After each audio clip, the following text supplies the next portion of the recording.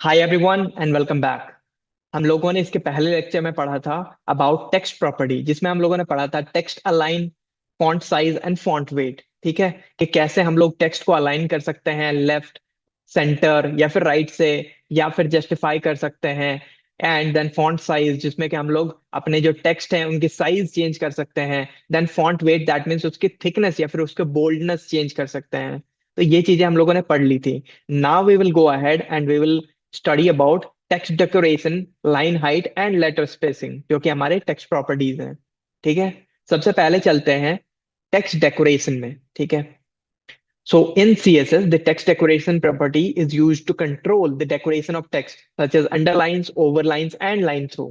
ठीक है, जैसे हम लोगों ने किसी अपने पैराग्राफ्स में जब हम लोगों ने पढ़ा होगा, या फिर हम लोगों ने आर्टिकल्स वगैरह पढ़े होंगे, उसमें हम लोगों ने देखा होगा कि अंडरलाइन दिया हुआ होता है टू शो कि ये इंपॉर्टेंट चीज है, या फिर ओवरलाइन, दैट मीन्स हमारे जो टेक्स्ट है उसके ऊपर कुछ लाइन होती है, या फिर लाइन थ्रू, दैट मीन्स जैसे हम लोग किसी भी चीज को जब हमें कट करना होता है तो हम लोग बीच से एक लाइन देते हैं, तो दैट इज लाइन थ्रू। सो हम लोग टेक्स्ट डेकोरेशन में देखेंगे कि कैसे हम लोग अंडरलाइन, ओवरलाइन और लाइन थ्रू दे सकते हैं। ठीक है, तो सबसे पहले चलते हैं अपने VS कोड में एंड चेक करते हैं कि कैसे हम लोग ये सारी चीजें कर सकते हैं। सो हम लोगों ने मैंने ऑलरेडी 3 H1 बना रखे हैं, जिसमें I have given ID of under, over and LT, जिसका कंटेंट है हमारे अंदर। अंडर के लिए अंडरलाइन, एंड ओवर के लिए ओवरलाइन, एंड लाइन थ्रू के लिए उसका ID है LT। ठीक है, अब हम लोग जाएंगे एंड इसे स्टाइल करेंगे। कैसे? तो हम लोग सबसे पहले ID को सिलेक्ट करेंगे। लाइक अंडरलाइन के लिए हमारा अंडर था आईडी, तो उसे हम लोगों ने सिलेक्ट कर लिया। फिर कर्ली ब्रैकेट्स के अंदर we will write text decoration. ठीक है, टेक्स्ट डेकोरेशन में इसे अंडरलाइन देंगे। ठीक है, एंड इसे सेव कर देंगे। अब चल के देखते हैं कि कैसा चेंज आ रहा है हमारा। तो यहाँ मैंने रिफ्रेश कर दिया, सो वी कैन सी कि अंडरलाइन के नीचे एक अंडरलाइन, जो हमारा अंडरलाइन टेक्स्ट है जो हम लोगों ने फर्स्ट H1 में लिखा था, उसके नीचे एक अंडरलाइन आ रहा है। ठीक है, similarly overline and line through के लिए देखते हैं कि कैसे हम लोग ये चीज कर सकते हैं। ओवरलाइन को सबसे पहले सिलेक्ट करेंगे, दैट इज ओवर, उसका ID को सिलेक्ट करेंगे। देन हम लोग टेक्स्ट डेकोरेशन जो है उसे करेंगे टू ओवरलाइन। ठीक है, एंड लास्ट जो हमारा था दैट वाज LT, जिसमें हम लोग, ओके, हमें सबसे पहले हैशटैग देना पड़ेगा, देन LT, क्योंकि हम लोग ID को सिलेक्ट कर रहे हैं, अदरवाइज वो सिलेक्ट नहीं होगा। देन टेक्स्ट डेकोरेशन में क्या लिखना है हमें? ओवरलाइन हो गया, अब था हमारे पास लाइन थ्रू।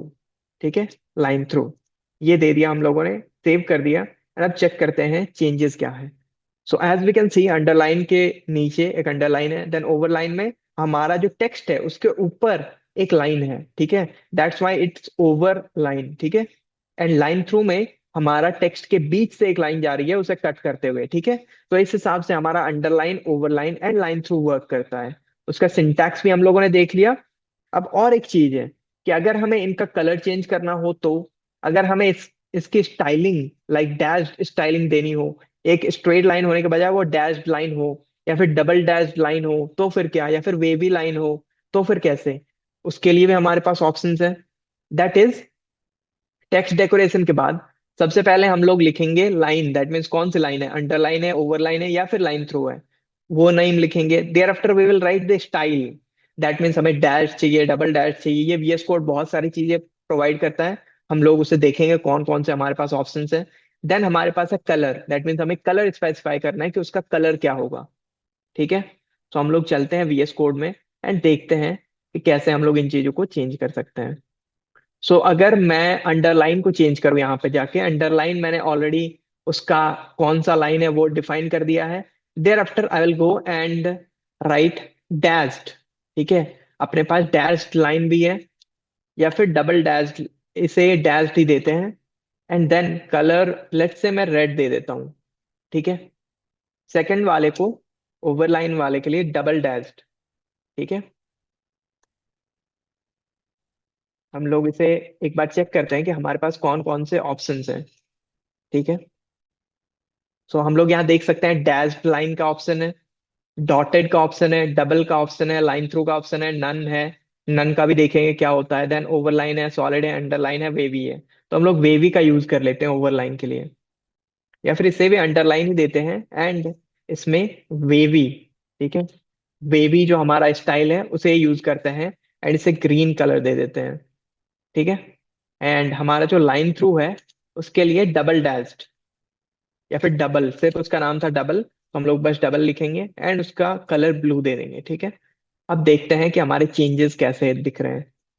रिफ्रेश किया मैंने, so as you can see first वाला डैश था, अंडरलाइन जो हम लोगों ने दिया था, ओवरलाइन में जो हम लोगों ने दिया था तो उसमें एक वेवी आया, ठीक है।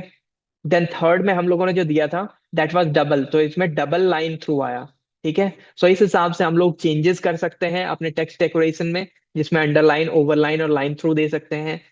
और एक चीज है हमारे पास, ठीक है, जैसे मैंने ऑलरेडी यहाँ इंडेक्स डॉट एचटीएमएल में लिख रखा है एक एंकर टैग, ठीक है। एंकर टैग में हम लोगों ने कुछ भी स्टाइलिंग नहीं दी, ये बाय डिफॉल्ट हमारे पास एक लाइन नीचे अंडरलाइन एक आता है, ठीक है। अगर हमें इसे चेंज करना हो तो क्या कर सकते हैं, उसके लिए भी we will use text decoration property only. कैसे? हम लोग पहले एंकर टैग को सिलेक्ट करते हैं, सो ये एलिमेंट सिलेक्टर से हम लोगों ने सिलेक्ट कर लिया। देन अब देंगे इसे टेक्स्ट डेकोरेशन। टेक्स्ट डेकोरेशन में नन दे देंगे, मतलब कुछ भी नहीं देना है हमें टेक्स्ट डेकोरेशन, ना ही अंडरलाइन, ना ही ओवरलाइन, ना ही लाइन थ्रू।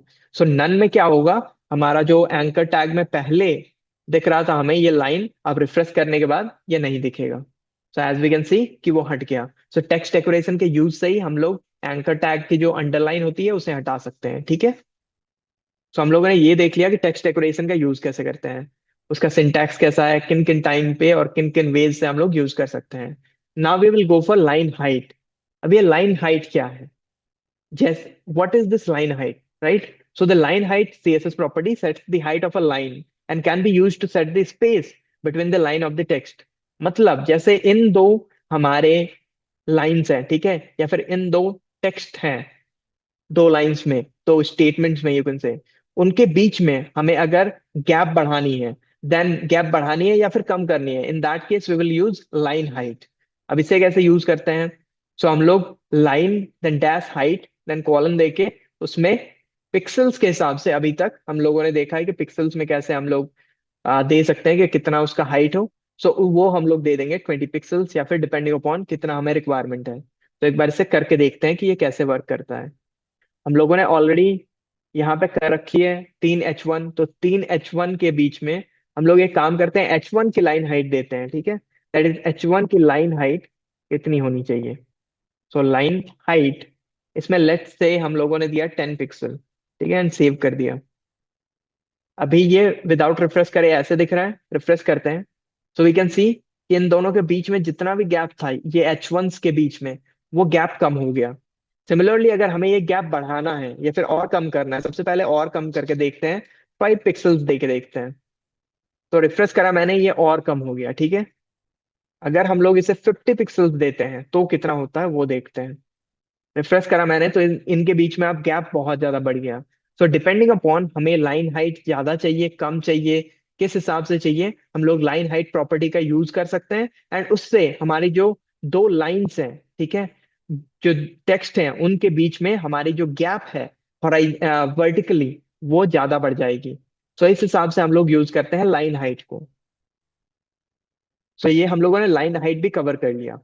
अब हम लोग चलते हैं, दैट इज लेटर स्पेसिंग, ठीक है। जैसे हम लोगों ने देखा कि दो लाइंस के बीच में जब हमें हाइट बढ़ानी है या फिर उनके बीच में गैप बढ़ानी है, तो हम लोग लाइन हाइट का यूज करते हैं। सिमिलरली अगर हमें दो लेटर्स के बीच में या फिर दो अल्फाबेट्स या फिर दो न्यूमेरिक्स के बीच में अगर हमें गैप बढ़ानी है, तो उसके लिए हम लोग लेटर स्पेसिंग का यूज करते हैं। अब ये लेटर स्पेसिंग क्या है, ठीक है।